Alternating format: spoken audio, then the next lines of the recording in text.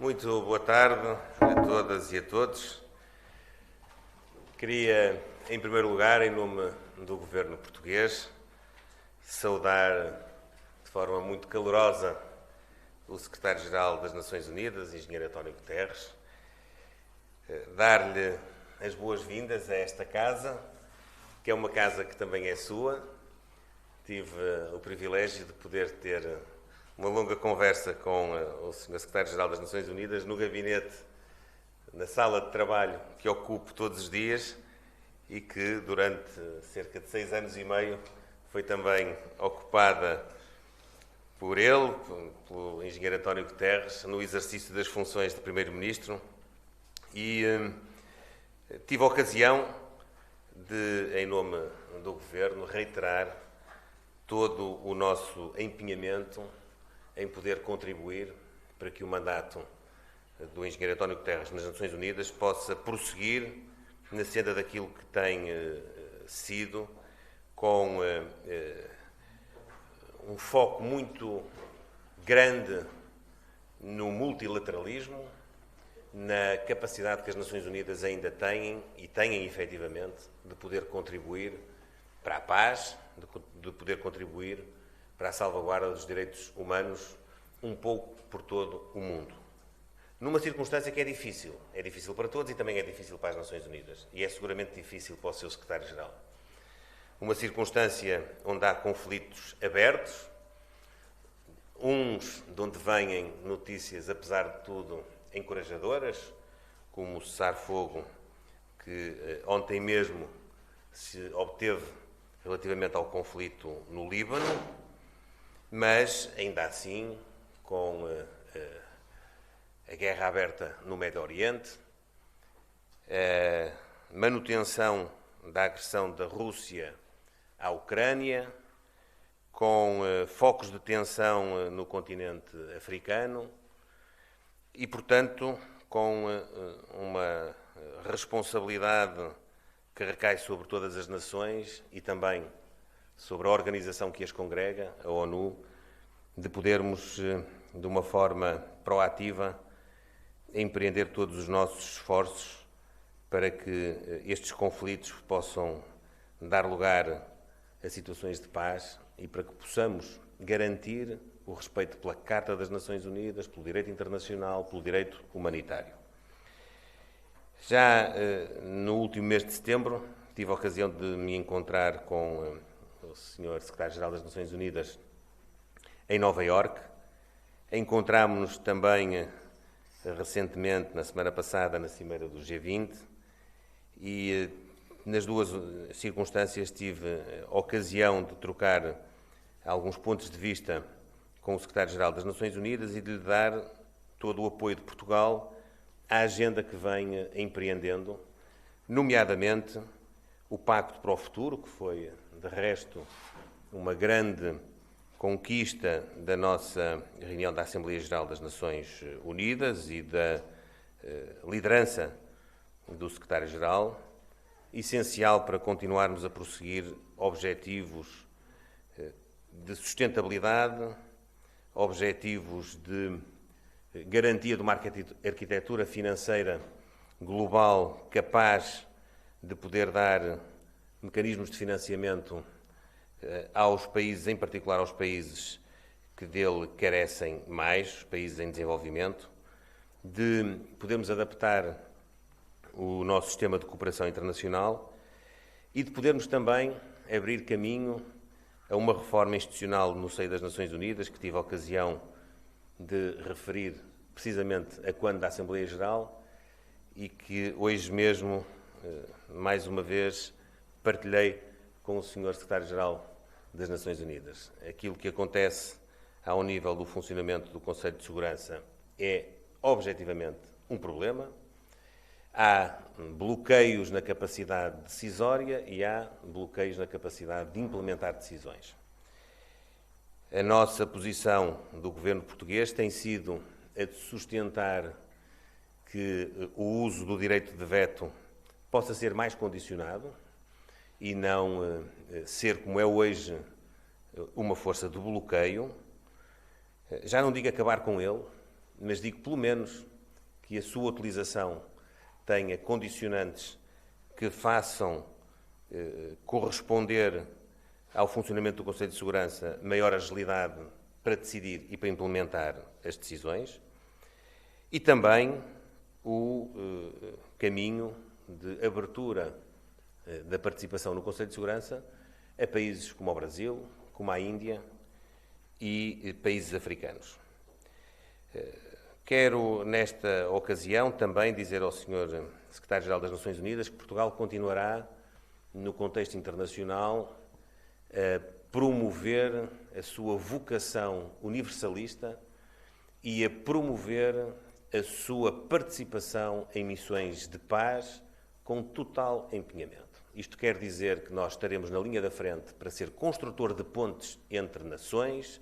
entre blocos de nações, e também estaremos na linha da frente das forças destacadas no terreno para garantir a paz, para garantir a preservação dos direitos humanos, como fazemos hoje em vários locais, mas num particularmente, a República Centro-Africana, com reconhecimento de forma transversal. Este posicionamento de Portugal é um posicionamento, eu já tive a ocasião de o dizer, que tem uma história, que tem uma inspiração nestes quase 9 séculos de existência de Portugal, mas também tem uma responsabilidade associada aos últimos anos, uma responsabilidade associada ao reconhecimento nas organizações internacionais do valor da política portuguesa e do valor da diplomacia portuguesa. Isto quer dizer que eu tenho sido testemunha, e partilho aqui com os nossos compatriotas, do reconhecimento que a nossa diplomacia tem no contexto das nossas relações bilaterais com muitos Estados e no contexto das nossas relações multilaterais nas organizações internacionais de que fazemos parte e em que participamos. E, por outro lado, também porque temos alguns protagonistas que se evidenciaram e evidenciam no contexto internacional. Não é por acaso que temos o Secretário-Geral das Nações Unidas, ou na Secretaria-Geral das Nações Unidas, um português. Tivemos um português 10 anos presidente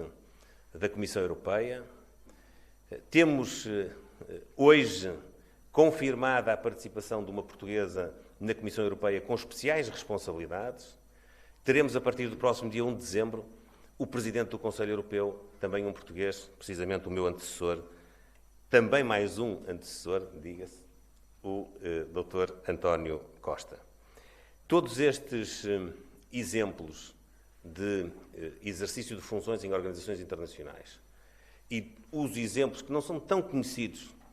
faz parte até da própria idiosincrasia da diplomacia, mas que existem, de participação de diplomatas portugueses no funcionamento das instituições internacionais, nos países onde temos colocados serviços diplomáticos, tudo isso tem dado a Portugal um crédito, tem dado a Portugal um reconhecimento que é muito relevante e que se expressa também na nossa abordagem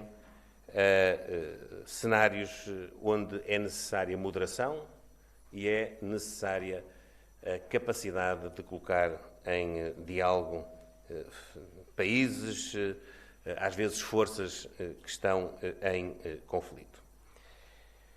Quero dizer, para terminar, Sr. Secretário-Geral das Nações Unidas, que nós continuaremos a cumprir a nossa missão no contexto internacional de apoio às Nações Unidas, de apoio aos esforços de garantia e preservação do respeito do direito internacional, da Carta das Nações Unidas, do direito humanitário. Continuamos a estar ao lado da Ucrânia na defesa da integralidade do seu território, na defesa contra a agressão injustificada e ilegal da Rússia.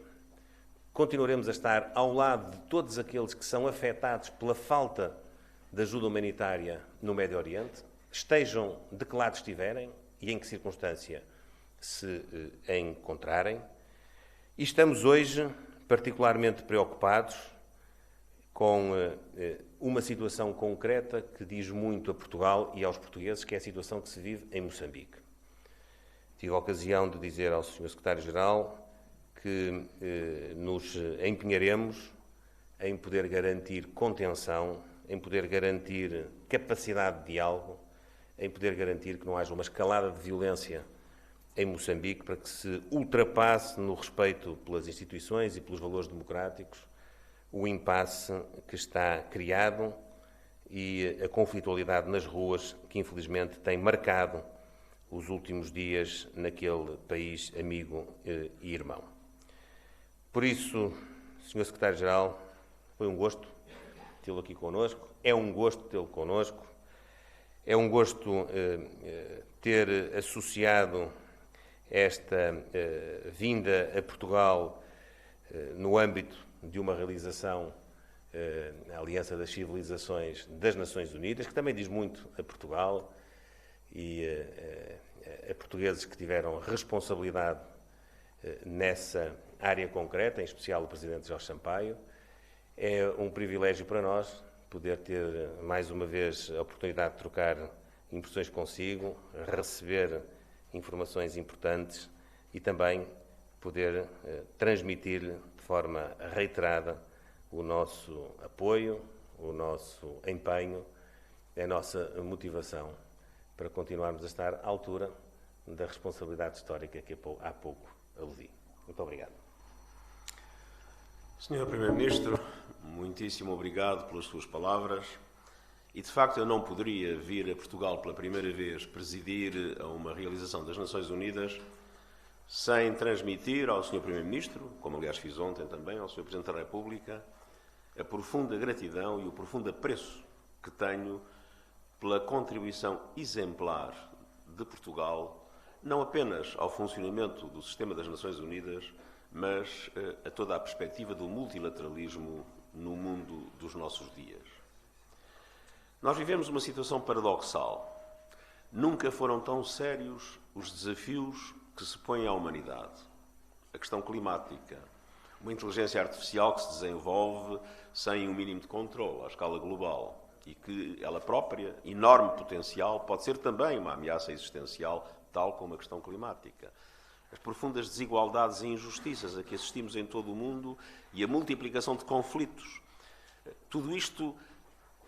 mostra que as instituições que temos a nível global estão hoje profundamente desatualizadas pela sua incapacidade de responder a estes desafios. E essa foi a razão, tal como o Sr. Primeiro-Ministro acaba de dizer, da Cimeira do Futuro e de um conjunto de propostas que nos parecem essenciais para a reforma das organizações internacionais, começando pelas próprias Nações Unidas e pelo Conselho de Segurança,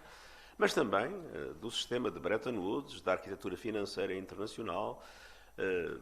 da reforma da Organização Mundial de Comércio e todo um conjunto de outras instituições que são absolutamente essenciais para que o nosso mundo enfrente os enormes desafios que temos à nossa frente. E quero, em particular, dizer que em todas estas batalhas Portugal tem tido um papel ativo e, mais do que um papel ativo, um papel influente e uma posição respeitada por todos os outros interlocutores, mesmo as maiores potências. Portugal é visto como um país ponte, um país que aproxima os outros quando eles estão desavindos e um país que é dado como exemplo em relação às suas preocupações pela defesa dos valores fundamentais da Carta das Nações Unidas, do direito internacional e de uma maior igualdade e de uma maior justiça à escala mundial. Também quero agradecer profundamente o contributo de Portugal para as operações de paz das Nações Unidas. Portugal está presente em vários cenários, mas há uma contribuição que não posso deixar de destacar. A força portuguesa na República Centro-Africana tem tido um papel decisivo para a consolidação das instituições do país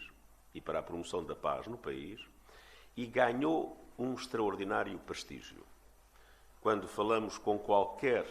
político, incluindo o Presidente da República Centro-Africana, ou com quaisquer dos meus colegas das Nações Unidas ligados à República Centro-Africana, ou com qualquer dos diplomatas que acompanham a vida do país, há, de todos eles, uma palavra de enorme elogio à coragem, à determinação e à extraordinária eficácia da força portuguesa na República Centro-Africana. E, por isso, muitíssimo obrigado por este contributo. Eu tive ontem um sinal auspicioso, diria, o primeiro raio de luz de esperança em relação à paz que recebi no meio da escuridão dos últimos meses, recebi-o em Portugal. E foi o acordo de cessar-fogo em relação ao Líbano.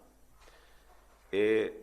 um momento de grande importância, sobretudo para os civis que pagavam um preço enorme pelo facto deste conflito se estar não só a arrastar, como a ganhar dimensões cada vez mais preocupantes. Mas é essencial que aqueles que hoje assinaram, ou ontem assinaram um compromisso de cessar fogo, é essencial que o respeitem integralmente e é essencial que este compromisso abra caminho a uma solução política para a crise libanesa e, ao mesmo tempo, posso garantir-vos que a UNIFIL, a Força de Manutenção da Paz das Nações Unidas, que tem estado no Líbano, está neste momento preparada para dar o seu contributo à verificação deste cessar-fogo com total empenhamento. É evidente que, no momento em que verificamos que os conflitos se multiplicam e que há uma sensação de impunidade, que várias potências, até potências de pequena e média dimensão, se podem dar ao luxo de fazer o que quiserem, sem que nada lhes aconteça, pondo em causa a paz e a segurança deles próprios e dos seus vizinhos, numa situação como esta, é absolutamente fundamental marcar a importância do respeito pelo direito internacional e dizer que esse respeito se tem que considerar como o elemento essencial para a obtenção da paz. Precisamos de paz na Ucrânia, mas de uma paz justa, com respeito pela Carta das Nações Unidas, do direito internacional, da integridade territorial da Ucrânia. Precisamos de paz no Médio Oriente, com um cessar-fogo imediato, com a libertação imediata e incondicional dos reféns e com a abertura da ajuda humanitária sem restrições à população de Gaza, que tem sofrido de uma forma de que eu não me recordo em nenhum outro momento do meu mandato, e ao mesmo tempo fazendo disso a base para a construção de uma solução baseada em 2 Estados. E temos de continuar, em todas as outras situações do mundo, a lutar em nome dos princípios com os quais podemos construir uma sociedade internacional mais justa e mais capaz de garantir a estabilidade, a segurança e a paz. Ao mesmo tempo, quero dizer que é com o maior interesse que nós vemos o contributo que Portugal vai continuar a dar nos momentos que se vão seguir. Temos pela frente muitos desafios, mas estamos confiantes que com a ação determinada de Portugal e de todos aqueles que, como Portugal, querem um mundo em que o direito prevaleça e querem um mundo em que a justiça triunfe, estou convencido que com o apoio de Portugal e daqueles que pensam como Portugal, será possível enfrentar os desafios que temos pela frente e construir o mundo melhor de que todos necessitamos. Muito obrigado.